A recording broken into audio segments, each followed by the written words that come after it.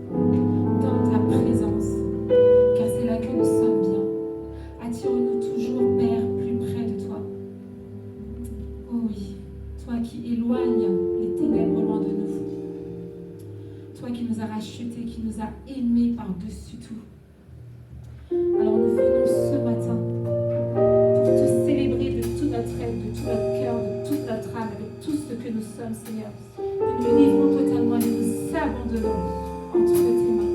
Oh oui, Père, reçois l'adoration de nos cœurs, reçois la louange de nos bouches, comme un sacrifice vivant et comme un parfum de bonne odeur. Oh, nous voulons te célébrer, nous voulons t'adorer. Toi, la lumière qui a vu nos ténèbres, ouvre les yeux, je veux voir. À ses côtés, que mon cœur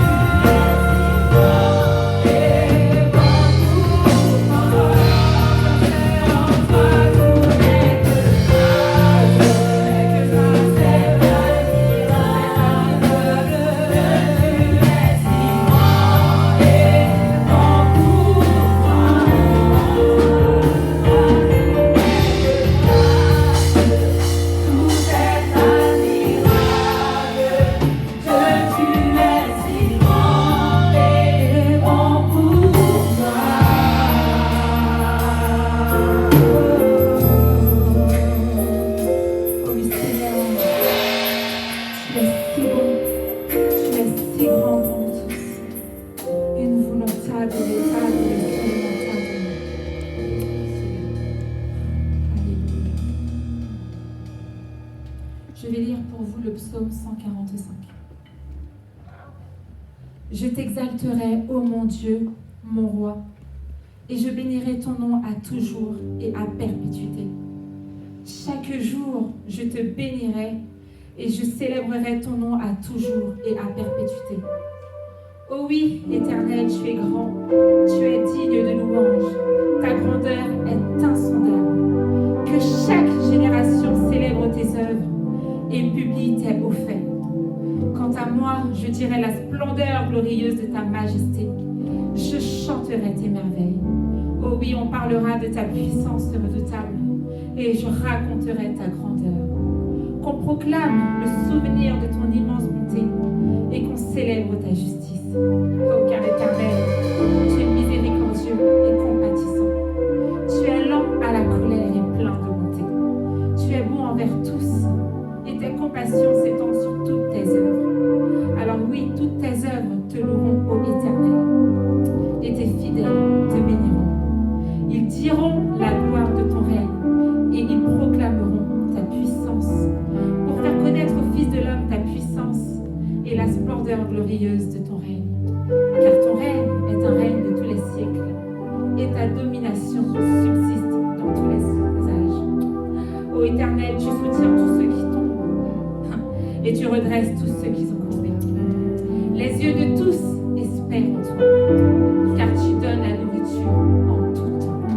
Même en temps de Covid, il y en a qui sont frappés par le chômage, mais tu nous donnes la nourriture, Seigneur, tu pourvois nos besoins.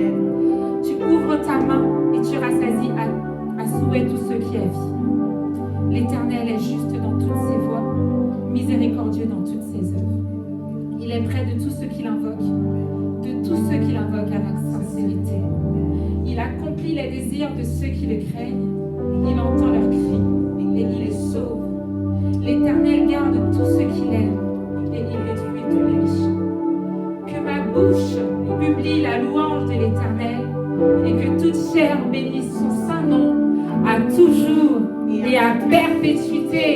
Alléluia. Oui, ma bouche publie la louange de l'Éternel à toujours et à perpétuité. Amen, amen. Alors nous allons lever nos mains pour adorer ce grand Dieu. Alléluia.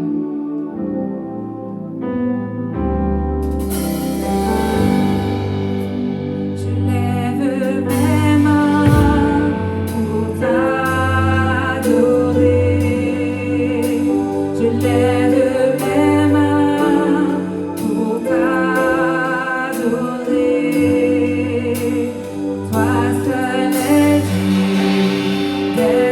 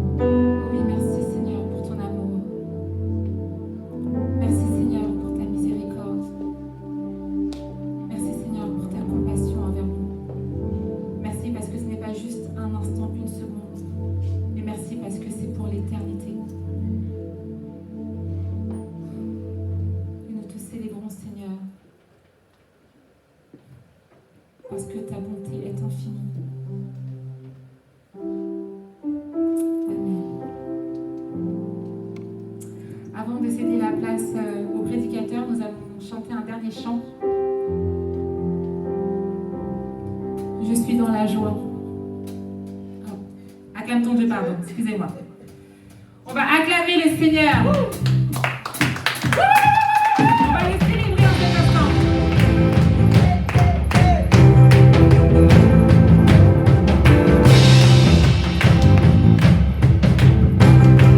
C'est parce que j'ai envie de danser ce matin.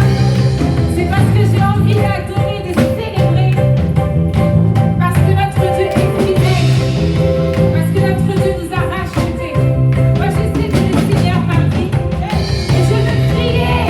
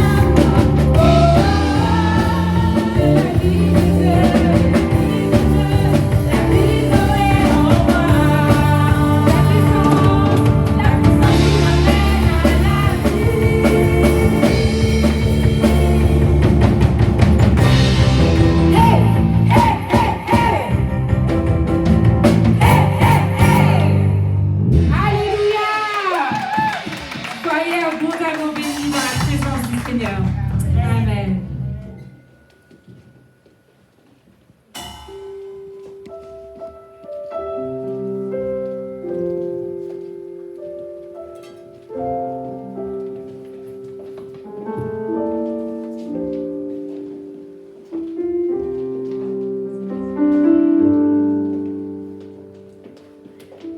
Que la paix et la grâce de Dieu soient avec vous.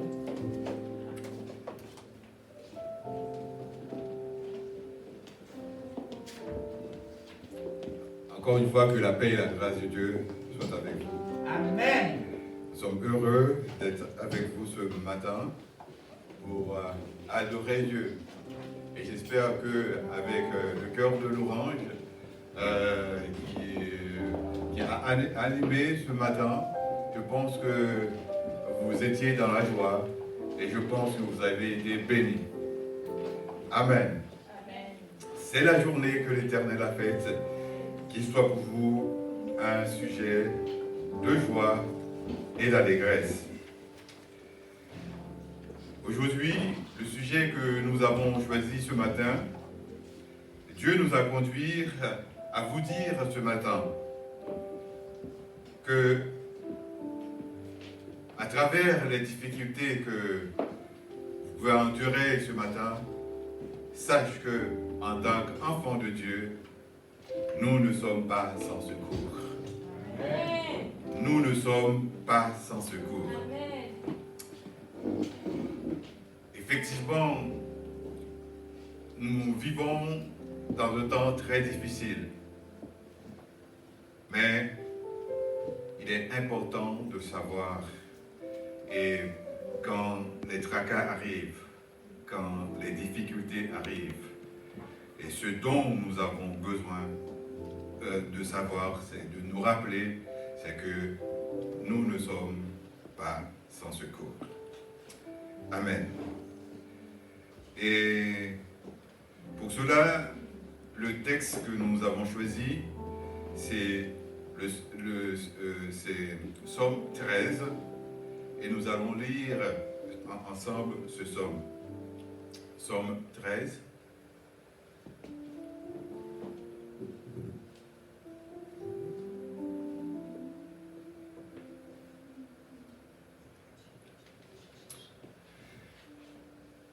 Jusqu'à quand, Éternel, m'oublieras-tu sans cesse? Jusqu'à quand me cacheras-tu ta face? Jusqu'à quand aurai-je des soucis dans mon âme et chaque jour de chagrin dans mon cœur? Jusqu'à quand mon ennemi s'élèvera-t-il contre moi? Regarde, réponds-moi, Éternel, mon Dieu, donne à mes yeux la clarté afin que je ne m'endorme pas du sommeil de la mort, afin que mon ennemi ne dise pas je l'ai vaincu et que mes adversaires ne se réjouissent pas si je me chancelle. Moi, j'ai confiance en ta bonté. J'ai de l'allégresse dans le cœur à cause de ton salut. Je chante à l'Éternel car il m'a fait du bien. Amen. Amen. Dieu d'amour, Dieu de paix et de miséricorde, merci pour ton amour, merci pour ta grâce, merci pour ta charité envers nous. Merci parce que nous savons en toi, nous sommes assurés. Merci pour tout ce que tu as fait pour nous. Merci parce que maintenant, en Jésus, nous pouvons avancer avec assurance et pour trouver miséricorde et grâce.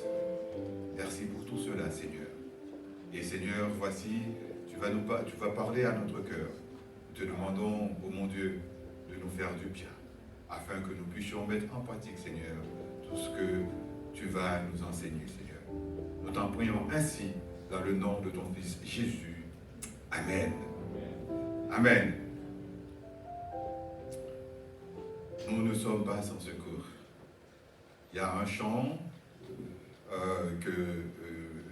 qui parle bien. Ce chant, c'est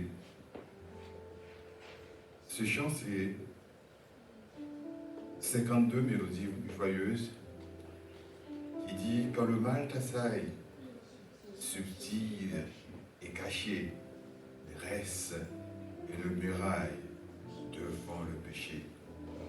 Aux propos infâmes, ne cède jamais au garde de ton âme du monde mauvais. Tu cherches l'appui du Maître, soumets-lui tout ton être.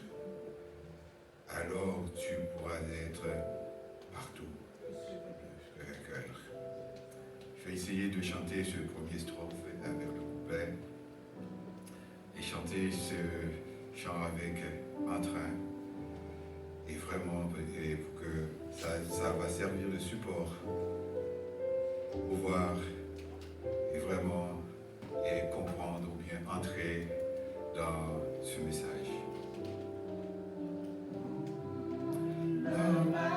Saille, subtil et caché, reste une muraille devant le péché. Aux infâmes, ne cède jamais. Garde ton âme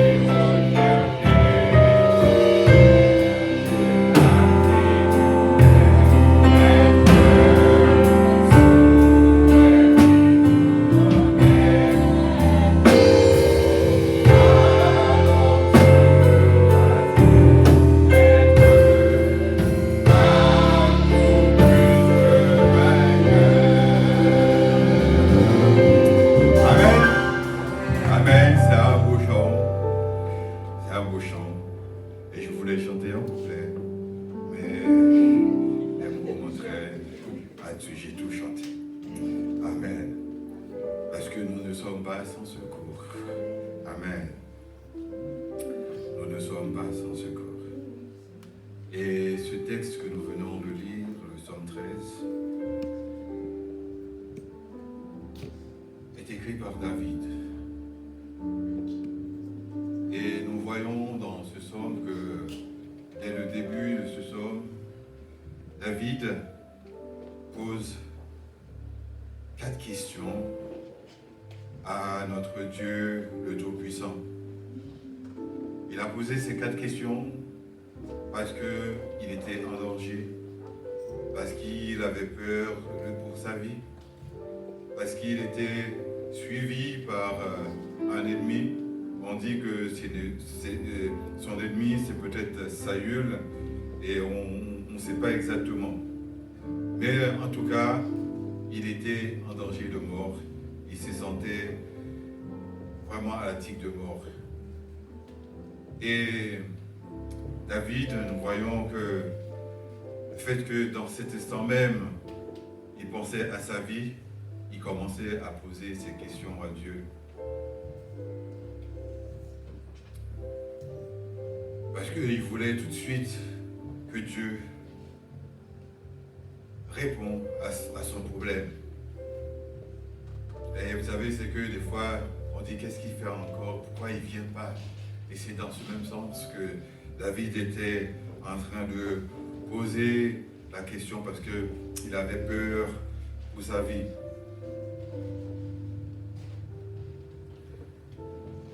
Et peut-être dans la salle, bien sur les réseaux, actuellement même, peut-être vous êtes dans le cas de David, vous êtes assailli de toutes parts et vous ne savez quoi faire. Vous vous sentez peut-être, vous sentez entravé maintenant même et vous savez pas quoi faire, vous savez comment trouver la solution. Et peut-être ça fait longtemps que vous êtes en train de souffrir. Je ne sais pas, peut-être une année. Et c'est pareil aussi, on ne sait pas combien de temps. C'est pas une journée que David souffrait, c'est pas pendant une journée. Mais on voit même dans ces 4 questions qu'il posait, c'est que ça ne faisait pas une journée que David souffrait. Parce qu'il demandait, premièrement, en fait, la première question qu'il a posée, c'est parce qu'il avait le sentiment que Dieu l'avait oublié. Peut-être aujourd'hui, vous êtes en train de dire, jusqu'à quand Dieu m'oublieras-tu? Mais sache que Dieu ne n'oublie pas. Dieu n'oublie jamais ses enfants.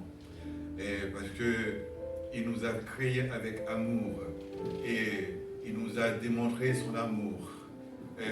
Et son amour, il l'a manifesté envers nous avant même la fondation du monde. Peut-être ce que je dis là, beaucoup de gens vont dire, mais pourquoi il dit avant la fin du monde? Oui, avant même que Dieu, avant la fondation de ce monde, Dieu avait déjà préparé un plan pour nous. Dieu a tant aimé le monde qu'il a donné son Fils afin que quiconque croit en lui ne périsse point, mais qu'il ait la vie éternelle. Avant même la fondation du monde, Dieu nous avait aimés et d'avance. Amen. Et nous voyons aussi, c'est que la deuxième question, c'est que David pensait à son âme. Il pensait vraiment, et ce qu'il dit, c'est que chaque jour, j'ai profondément d'amertume dans mon cœur. Et peut-être la situation que vous vivez maintenant fait que vous avez de l'amertume, vous avez de la tristesse, vous savez, vous êtes aux abois. Et Père, la joie a disparu dans le foyer. La joie a disparu dans ton cœur parce que cette situation est assez durée. Oui, David a créé parce qu'il était dans cette situation-là. David, la troisième question que David a posée, en fait, que David dit, jusqu'à quand, Seigneur, tu vas laisser mes ennemis, en fait, parce que David, dans cette troisième question, il avait le sentiment que les ennemis allaient remporter la victoire. Il allait faire partie, en fait, il allait, comment dire, être écrasé par l'ennemi. Et il a posé cette question parce que il avait peur pour son image. Il avait peur de l'humiliation. Il avait peur d'être écrasé, d'être vaincu. Peut-être aussi, ce matin, vous êtes en train d'être écrasé par une situation. Vous êtes en train d'être humilié par tes ennemis. Et vous souffrez énormément de cela. Et la quatrième pensée de David, c'est que j'ai donné les trois, non? J'ai donné trois. C'est la quatrième qui souffrait il pensait qu'il allait être humilié, il avait peur pour sa vie. Et la troisième, c'est que son âme était abattue, c'était attristé. C'était la deuxième, peut-être il considérait que voilà, c'est cette deuxième-là. La deuxième, il a considéré comme si Dieu était oublié de Dieu. Il était, en fait, il ne pouvait plus avoir la faveur de Dieu. Il n'était pas apte à recevoir la faveur de Dieu. Amen. Oui. Peut-être vous dites, comme David, c'est assez. Ça fait trop longtemps. Ça fait trop longtemps que ça dure. Et en créole, lorsque on dit ça fait trop longtemps, c'est que, ou on dit c'est parce que ou bouquet, ou pas qu'à supporter encore,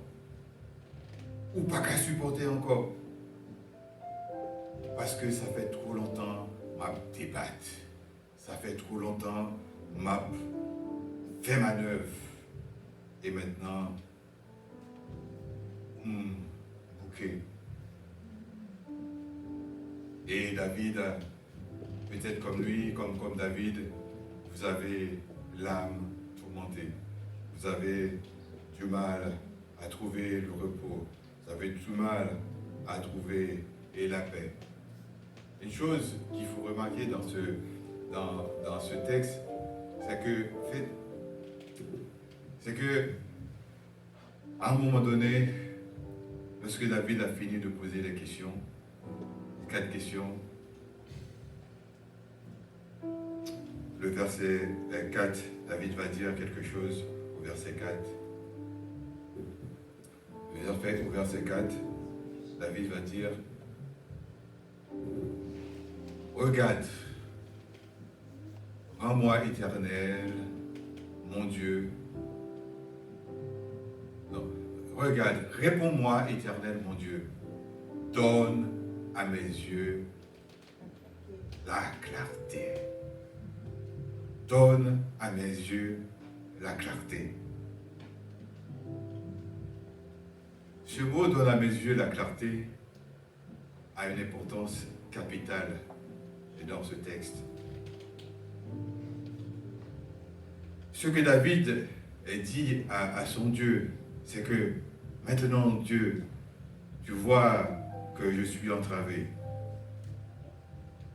Et je commence à regarder à moi. Je commence à penser à moi. Je commence à douter. Et maintenant, mon Dieu, donne à mes yeux la clarté. C'est-à-dire que David est en train de dire à son Dieu, fais-moi voir à travers tes lunettes. Fais-moi voir à travers tes lampes. Fais-moi voir à travers tes loupes. Fais-moi voir à travers tes longues vues. Ben, ce matin, si vous êtes dans la même situation que David, et là maintenant, entrez dans vous-même et va vers notre Dieu et dire, regarde-moi mon Dieu, donne à mes yeux de la clarté. Mais avant de continuer, il faut se rappeler qui était David. Il faut se rappeler que David est celui qui a tué Goliath, le géant. Il faut se rappeler que David, c'est lui qui a écrit le psaume 23 aussi. Il a écrit près de 73 psaumes dans la Bible. C'est David, le psaume 23, qui dit que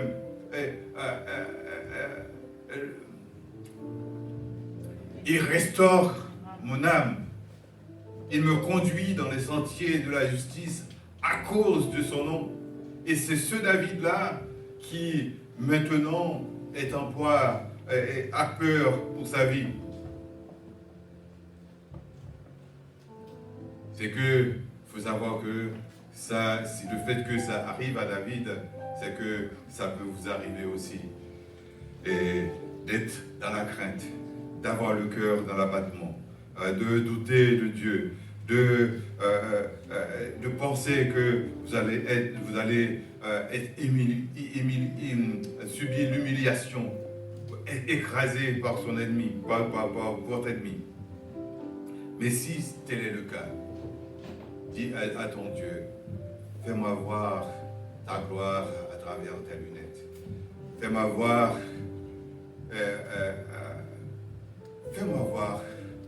à travers tes pensées. Fais-moi voir à travers ta parole. Amen.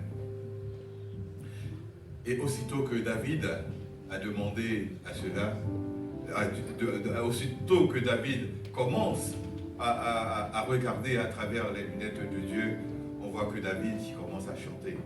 David commence à louer. David, on peut mettre le verset 6, on peut afficher le verset.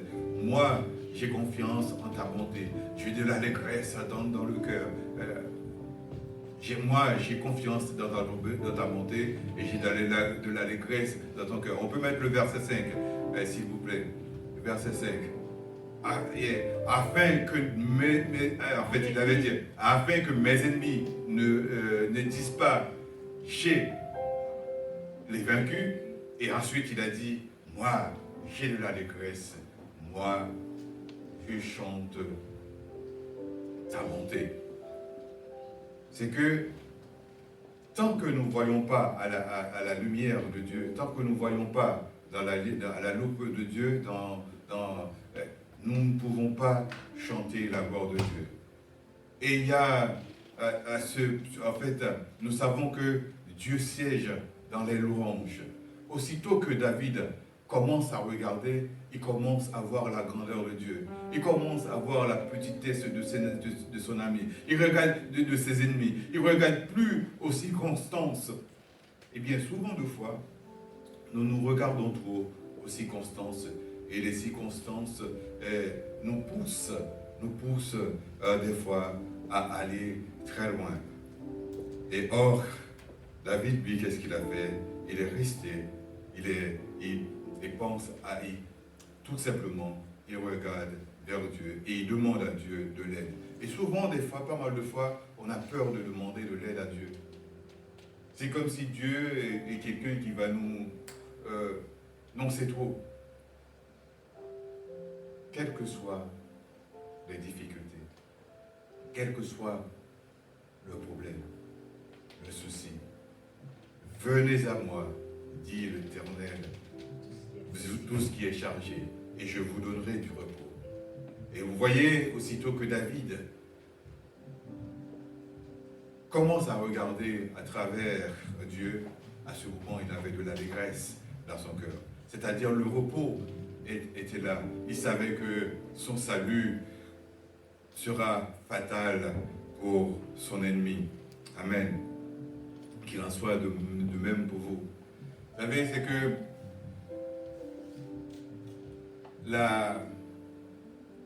quand on est... En fait, plusieurs choses peuvent provoquer la détresse. Plusieurs choses. Moi, une fois, j'étais sur l'autoroute. J'étais sur l'autoroute, et d'un seul coup, j'étais en train de conduire, et bam, tous les voyants tous les voyants sont allumés. Et c'est les 4 questions de David là, c'est 4 voyants allumés qu'il a, 4 voyants de détresse. Amen. Il se peut aussi que c'est le manque de travail.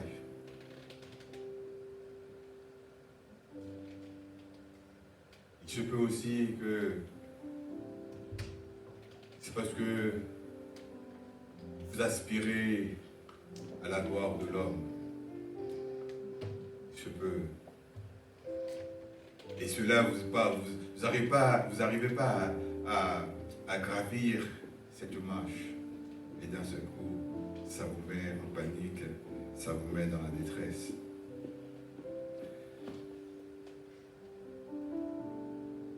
Sincèrement, il faut savoir que la détresse peut conduire très loin.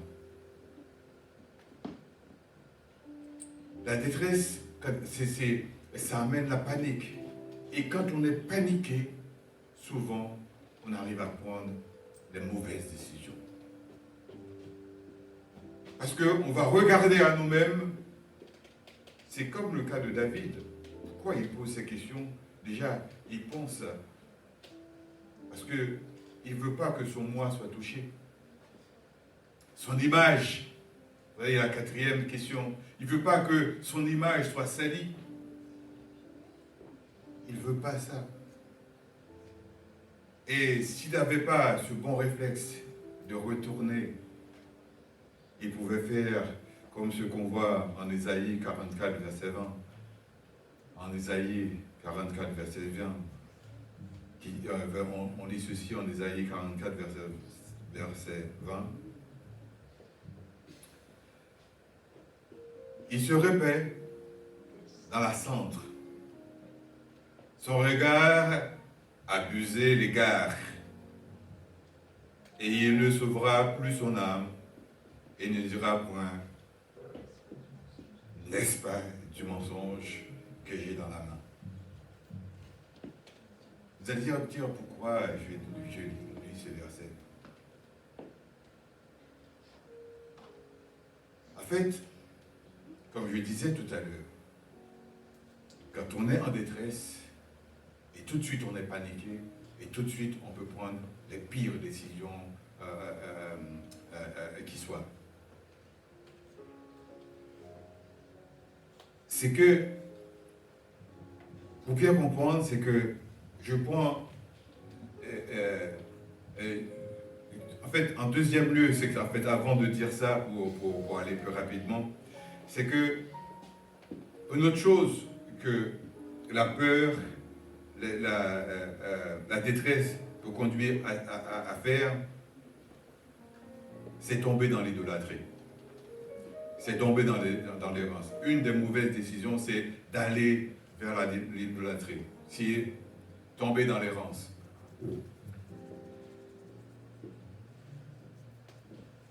Voilà pour bien comprendre. C'est que vous pouvez avoir Bac plus 4, Bac plus 5. Vous pouvez faire les études les plus renommées du monde. Vous pouvez être médecin, ingénieur. Mais je parle dans le cadre d'un haïtien pour mieux comprendre. C'est que il suffit que bien que vous avez beaucoup de connaissances, beaucoup de savoir, les Bac plus 5, les Bac plus toi, etc. Il se peut que juste vous avez un différend avec quelqu'un. Et vous dites, ah, voilà, je vais correspondre avec toi. Je vais vous faire payer votre bouche. Et cela peut vous hanter, vous poser des problèmes. Et moi, en fait, je parle d'une manière, en fait, ça peut arriver, en fait, même dans quel que soit le pays, hein, ça arrive. C'est que tout de suite, vous allez chercher à vous protéger. Au lieu de chercher recours, au lieu de chercher refuge en l'Éternel, vous allez chercher refuge ailleurs. Et quand je parle de ça, c'est que je me rappelle un gars qui était très cultivé. Très cultivé. Et ce gars, le fait qu'il avait un problème avec un ami, l'ami lui dit, ah oui, c'est parce que tu as de la connaissance, parce que tu as du savoir, c'est pour ça que tu me parles comme ça. Ah ben tu vas voir ce que je vais faire, je vais te faire. Je vais fermer ta bouche. Et le gars, il a pris peur. Il est parti, il a payé son billet, il va en Haïti, il va. Et qu'est-ce qu'il va faire? Il va se faire berner par des gens.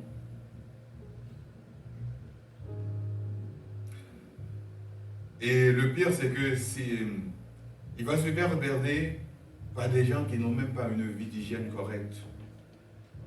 Il va se faire écraser, marcher par des gens qui n'ont pas d'hygiène correcte.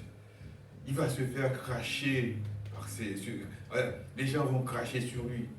Et moi, je me rappelle parce que j'avais un prêtre vaudou qui habitait à côté de chez moi. Quand il faisait des cérémonies, quand les gens venaient le voir, il mettait de l'alcool dans sa bouche et il soufflait sur la jambe. Et voilà ce gars cultivé, instruit, qui va se faire souffler sur lui par des gens complètement.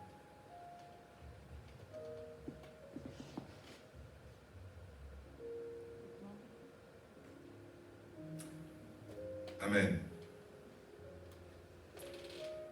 Car il y a des gens qui ne sont même pas sociables, des fois. Des gens méchants, des gens mauvais. Il va se faire berner par ça. Pourquoi juste? Parce qu'il n'a pas cette lumière de dire que, voilà, Éternel, prends mon cas. Et vous savez, c'est que quand David a pensé à ça, c'est d'un seul coup, il commence à voir la grandeur de Dieu. Il commence à voir il commence à énumérer les bienfaits de Dieu. C'est à ce moment qu'il commence à dire, ouais, mais oui, j'ai déjà vécu un géant. J'ai déjà vécu Goliath. J'ai déjà tué des lions. Et les bontés de l'Éternel ne sont pas épuisées.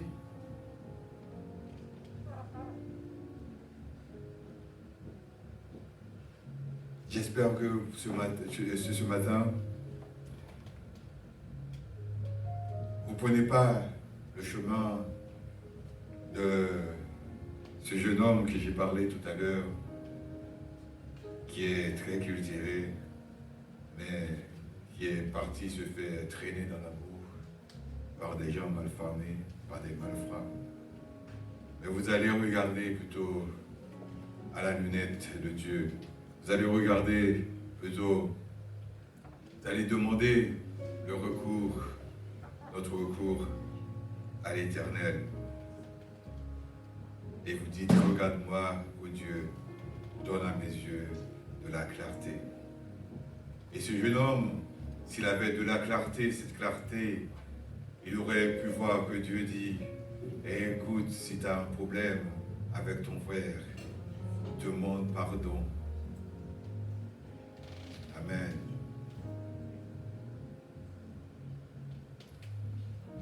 Même si il vous fait du mal, demande-lui pardon. Et ce pardon que vous allez lui demander, puisque ce pardon va venir de la parole de Dieu, vous allez le faire de cœur sincère. Même si il n'accepte pas le pardon, mais tu sais que Dieu t'a dit de le faire. Tu ne vas pas courir, aller chercher une protection ailleurs, mais pourtant, vous allez juste essayer de trouver, de le ramener plutôt vers Dieu, de le calmer. Et si c'est vous qui aviez tort, vous allez dire, pardonne-moi, et la situation serait réglée rapidement. Et si ce jeune homme avait de la clairvoyance que David a demandé, il n'aurait pas parti chercher à se faire berner par des gens malpropres, pardonnez-moi, mais il aurait juste dire que mon salut vient de l'Éternel. Que peut me faire les hommes? Que peut me faire qui que ce soit? Et c'est pas la peine de confier aux hommes. C'est pas la peine de confier aux grands. C'est tout simplement rester, garder sa confiance en l'Éternel et vivre selon sa parole. Et la victoire, le salut sera obligatoirement là. Amen.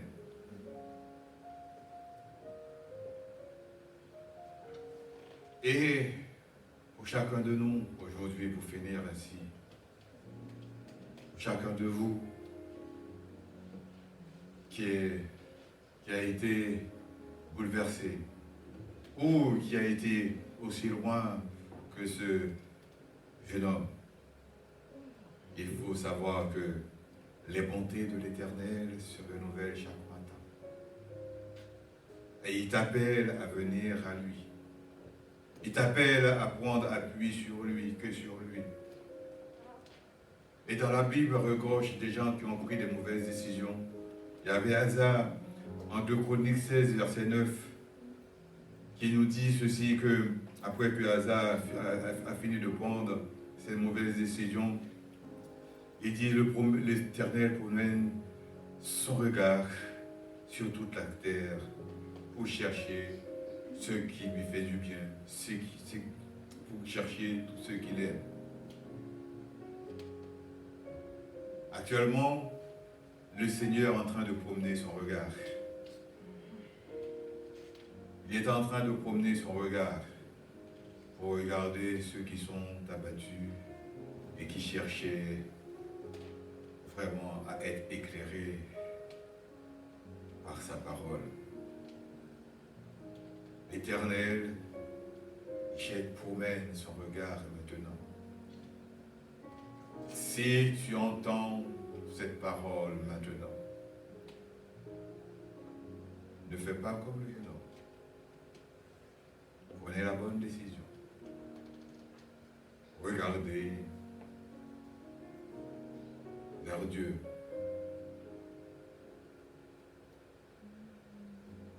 Et c'est lui qui nous donnera du repos. C'est lui seul, et lui seul, qui est capable de nous donner du repos pendant notre pèlerinage terrestre, avant de trouver le repos qui est auprès du Père, le repos génial, le repos merveilleux qui est auprès du Père. Mais en attendant, pendant notre pèlerinage sur cette terre, quelles que soient les tribulations, quels que soient les bouleverses, quels que soient les tracas,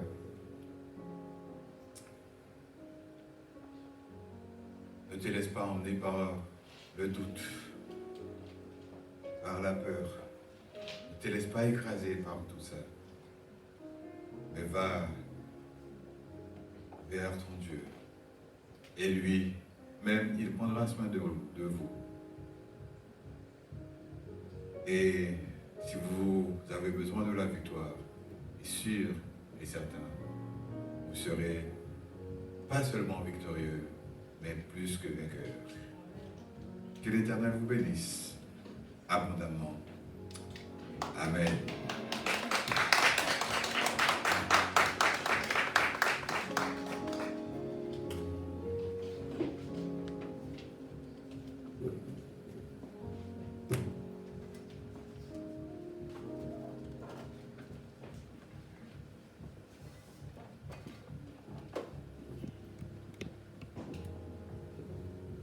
Bonjour l'Église et bienvenue dans une Église où les âmes sont restaurées par Dieu pour un nouveau départ vers l'éternité. Bonjour à vous qui nous suivez depuis les réseaux, bonjour à vous qui nous suivez depuis Facebook ou YouTube. Bienvenue au Centre évangélique chrétien encore une fois.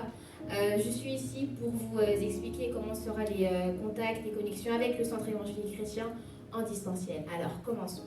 Tout d'abord, il y a deux questions qui vont se poser. Comment on se forme au Centre évangélique chrétien? Et la deuxième, comment, malgré un confinement, comment malgré le fait que maintenant on soit devant un écran, comment on garde cette communion fraternelle au Centre évangélique chrétien? La réponse est très simple. Debout cohorte. Alors, Debout cohorte, c'est une conférence où on attend tous les héros de la foi. Je pourrais le changer en disant qu'on attend toutes les âmes qui veulent être restaurées. Comme le frère l'a dit au début, même si vous êtes assaillis, même si vous passez par des tribulations, pensez comme David. Vous voyez les situations? Non, arrêtez là. Et regardez au Seigneur. Venez au Debout cohorte pour prier, pour vous investir dans la foi. Donc, le lundi, on vous attend dans le thème de la sanctification, pour se remplir spirituellement. Le mercredi, on vous attend pour une étude biblique. Je crois que nous sommes encore sur le chapitre de Apocalypse. Et le vendredi, on vous attend pour mettre en action votre foi. Priez pour les autres, priez pour ceux qui sont autour de vous, qui peuvent être assaillis, qui ont besoin de soutien. Parce que je sais qu'il y a l'Éternel, mais si on est frères et sœurs, c'est pour se soutenir également. Donc les conférences de Debout cohorte commencent à 20h30. Mais on vous attend dès 20h20 pour pouvoir communiquer et dire bonjour aux personnes déjà connectées. Et elles se terminent à 21h30. Sachez que pour rejoindre ces conférences, tout se passe depuis l'application Zoom. Rien d'autre. Depuis l'application Zoom, vous devez la télécharger, puis taper le code d'accès, c'est assez simple, le 832 23 10 64 35. Et le code secret sera toujours le même, 777. Pour ceux qui ne peuvent pas télécharger l'application, vous aurez quand même le moyen de venir au Debout cohorte depuis le numéro de téléphone au 01 70 37 22 46, puis de taper le code d'accès 132 23 10 64 35 dièse cette fois-ci. Et le code secret, toujours le même, 777, pardon. Alors, au-delà des activités, comment l'Église du Centre évangélique chrétien se met en mouvement? Alors, comme je vous l'ai dit, le lundi, mercredi et vendredi, il y a les Debout cohorte, mais aussi la jeunesse qui s'élève. C'est tous les mardis à partir de 19h30. Il y a aussi les dames également qui se mettent dans la prière le jeudi soir à partir de 20h. Donc, si je devais faire un récapitulatif de tout ce qui se passe dans la semaine au Centre évangélique chrétien, comme c'est un peu agité, le lundi, prière à 20h30. Le mardi, ça sera la jeunesse dans une conférence également sur Zoom à partir de 19h30. Le mercredi, une étude biblique à partir de 20h30 également. Le jeudi, c'est au tour des dames, cette fois-ci à 20h. Le vendredi, c'est une prière de sanctification et d'intercession pour les autres à partir de 20h30. Et le dimanche, bien évidemment, on vous attend tous les dimanches matins à partir de 10h depuis l'application YouTube. Alors, comme vous le savez, nous sommes en distanciel et tous nos cultes commencent à partir de 10h30. Mais on vous demande de vous connecter bien avant pour pouvoir communiquer avec les autres depuis le chat de l'application et de pouvoir interagir avec nous aussi depuis l'application et de dire ce que vous ressentez, si vous êtes bénis, de pouvoir le partager avec nous, même si c'est quelques emojis, quelques mots, partagez avec nous. Nous voulons rester connectés avec le Centre évangélique chrétien. Il y aura également une rediffusion depuis Facebook. Vous aurez le lien pour pouvoir vous retourner vers YouTube et le PowerPoint qui vous sera envoyé. Sachez aussi que pour tout transfert d'argent ou paiement, tout se fait en ligne également. Donc, il y a les transferts PayPal avec le compte du Centre évangélique chrétien que vous trouvez en description juste en bas de la vidéo, le CEC 777, il y aura le lien directement, vous n'aurez qu'à cliquer dessus. Ou par virement bancaire, Le RIB et le IBAN seront sur le site internet que je vous reparlerai tout à l'heure. Du coup, le centre évangélique chrétien, c'est église-cec.com. Je vais le répéter pour que vous y alliez, pour que vous le partagiez avec votre entourage. église-cec.com. Très simple, concis. Vous le partagez à votre entourage pour qu'il puisse retrouver les liens, les numéros, que ce soit les liens également pour les paiements et que vous puissiez partager autour de vous tout simplement. Et je crois que c'est toutes les annonces que j'ai pour vous aujourd'hui. Donc, passez un bon dimanche et que Dieu vous bénisse. Je fais place maintenant au pasteur Eddy pour la suite.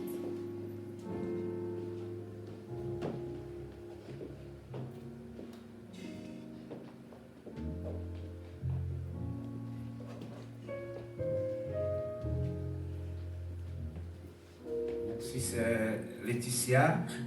Mes bien-aimés amis dans le Seigneur, la grâce et la paix de Dieu soient avec vous. Je suis content de vous retrouver encore une fois de plus pour adorer le Seigneur ensemble et écouter sa parole. Nous lui rendons gloire et grâce, honneur, lui seul en est digne. Nous disons merci à notre sœur qui a animé ce culte, le frère qui a apporté la parole. Et en écoutant le frère Tudor prêchant sur nous ne sommes pas sans secours, et ça me fait penser à un politicien français lors de sa campagne qui disait on dit que je suis seul. Regardez, est-ce que je suis seul? Non, je ne suis pas seul. Mais non. Nous qui croyons en Jésus-Christ, c'est notre expression. Non jamais tout seul, Jésus mon sauveur me garde. Donc c'est notre expression. Non, mes frères et sœurs, quoi que vous traversez, et levez les yeux, et le Seigneur viendra à votre secours. C'est ce que dit le psaume 121. Je lève les yeux vers les montagnes, d'où me viendra le secours, et le secours me vient de l'Éternel qui a fait les cieux et la terre. Ne soyez pas découragés, même quand vous voyez le temps passe, le Seigneur sera toujours là. Et dans la semaine, dimanche dernier, j'ai écouté un message sur Ésaïe 8, verset 23, qui dit lorsqu'on verra que les ténèbres ou bien il fait plus sombre, donc c'est alors que le jour va faire son apparu. Donc quand vous verrez les difficultés s'approchent plus, n'ayez pas peur.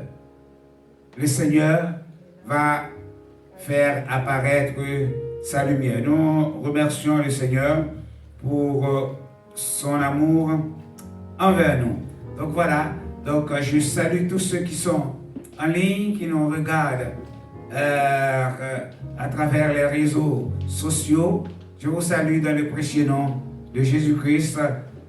Tenez ferme, tenez bon, gardez le dépôt de la parole de Dieu, et ainsi quand le Seigneur il va revenir, donc il dira bon et fidèle serviteur, entre dans la joie de ton maître.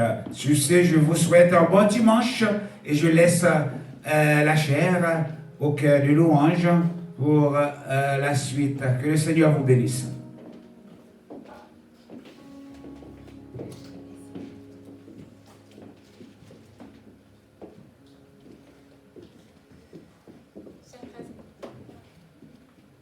Chers frères et sœurs et amis, nous voici arrivés au terme de notre culte. Nous espérons que vous avez passé un excellent moment dans la présence du Seigneur.